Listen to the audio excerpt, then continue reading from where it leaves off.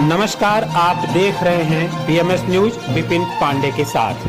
अवैध आव्रजन पर ट्रंप की नीतियों के साथ भारत, कहा गैरकानूनी तरीके से अमेरिका गए भारतीयों को लौटना चाहिए स्वदेश। अमेरिका के नवनिर्वाचित राष्ट्रपति डोनाल्ड ट्रंप भारत को और प्रधानमंत्री नरेंद्र मोदी को अपना मित्र बताते हैं, लेकिन कई जानकार मान रहे हैं कि आव्रजन, H-1B वीजा और कारोबार को लेकर ट्रंप की नीतियां भारत के हितों के खिलाफ जा सकती हैं। ऐसे में भारत के विदेश मंत्रालय ने परोक्ष तौर पर ट्रंप की आव्रजन नीतियों का समर्थन किया है और कहा है कि भारत कानूनी तौर पर आव्रजन को बढ़ावा देने की नीति के साथ है। इसके साथ ही विदेश मंत्रालय ने गैर कानूनी तौर पर अमेरिका में रहने वाले भारतीयों को स्वदेश लौटने की भी सलाह दी है। भारत को ट्रंप की सख्त आर्थिक नीतियों से भी कोई खास समस्या होती नहीं दिखती और सरकार के भीतर ट्रंप की आर्थिक नीतियों पर विमर्श करने के साथ ही अमेरिका के साथ आर्थिक संबंधों को ज्यादा से ज्यादा मजबूत करने की तैयारी भी चल रही है। हमारी नीति यह है कि गैर कानूनी आव्रजन को बढ़ावा नहीं देते भारत। विदेश मंत्रालय के प्रवक्ता रणधीर जायसवाल से जब पूछा गया कि क्या ट्रंप प्रशासन की आव्रजन रोकने की नीति का भारत पर असर होगा, तो उनका जवाब था, हमारी नीति यह है कि गैर कानूनी आव्रजन को बढ़ावा नहीं देते हैं।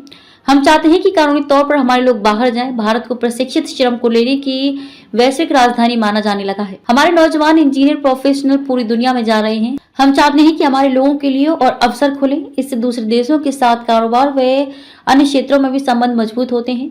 इसके बाद जायसवाल ने कहा कि जिनके पास सही दस्तावेज नहीं है और वे अमेरिका में अवैध तौर पर रह रहे हैं, तो उन्हें वापस आना चाहिए। हम कानूनी तौर पर आव्रजन को बढ़ावा देने के लिए काम कर रहे हैं। इस बारे में अमेरिका से भी लगातार बात हो रही है। ट्रंप ने अपनी चुनावी रैलियों में अमेरिका में गैर कानूनी तरीके से आने वाले प्रवासियों को एक बड़े राजनीतिक मुद्दे के तौर पर पेश किया है। उन्होंने इस पर पूरी तरह से पाबंदी लगाते हुए सिर्फ वैध आव्रजन की अनुमति देने की बात कही है।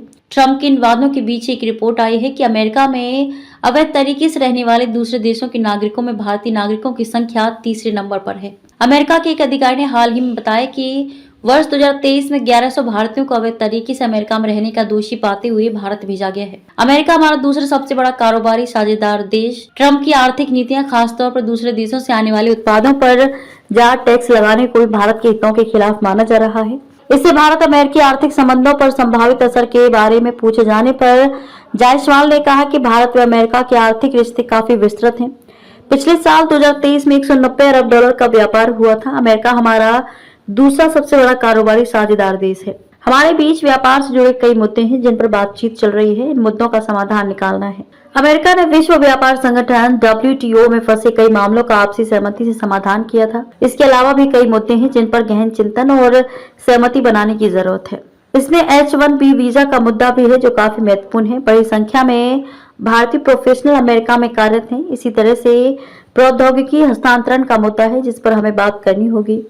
इन सभी मुद्दों पर विमर्श के जरिए हम भारत अमेरिका के आर्थिक रिश्तों को मजबूत करने को लेकर तत्पर हैं। भारत अमेरिका संबंध बहुत विशेष और बहुआयामी। विदेश मंत्रालय अमेरिका में राष्ट्रपति पद के लिए हुए चुनाव के नतीजे घोषित होने के बाद भारत ने कहा कि वह वहां के लोगों के जनादेश की अभिव्यक्ति की सराहना करता है। वह अमेरिका के साथ साझेदारी को और मजबूत करना चाहता है। विदेश मंत्रालय के प्रवक्ता रणधीर जायसवाल ने एक सवाल के जवाब में ये बात कही। उन्होंने कहा कि अमेरिका भारत के संबंध बहुत विशेष और बहुआयामी है।